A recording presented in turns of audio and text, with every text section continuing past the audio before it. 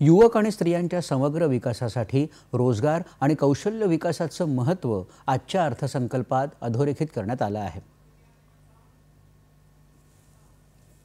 नव्यानं रोजगार मिळालेल्या व्यक्ती आणि त्यांचे रोजगार प्रदाते किंवा नियोक्ते यांना लाभ देणाऱ्या 3 योजनांचा यात समावेश आहे। यापैकी पहिल्या योजनेद्वारे 210 लाख युवकांना तर दुसऱ्या योजनेद्वारे 30 लाख नवरोजगार आणि त्यांच्या रोजगार प्रदात्यांना लाभ मिळू शकेल।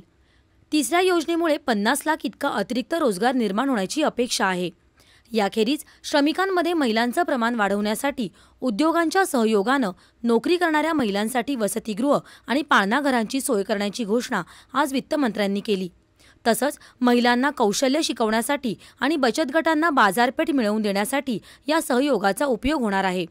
दरवर्षी 25,000 विद्यार्थ्यांच्या कौशल्य प्रशिक्षणासाठी प्रतिमान कौशल्य कर्ज योजनेच्या सुधारित रूपाद्वारे 7.5 लाख रुपयांपर्यंतच्या कर्जाची सुविधा उपलब्ध करून दिली जाणार आहे। यासाठी सरकारी निधीतून हमी दिली जाईल। कोणत्याही सरकारी योजना आणि धोरणांचा लाभ न मिळणाऱ्या विद्यार्थ्यांना देशांतर्गत संस्थांमधून उच्च शिक्षण घेण्यासाठी 10 लाखांपर्यंतच्या कर्जासाठी अर्थसहाय्य दिलं जाईल। यासाठी कर्जाच्या रकमेच्या वार्षिक 3% व्याज सवलतीसाठी दरवर्षी 1 लाख विद्यार्थ्यांना थेट ई-वाउचर दिली जातील, असं वित्तमंत्री म्हणाल्या।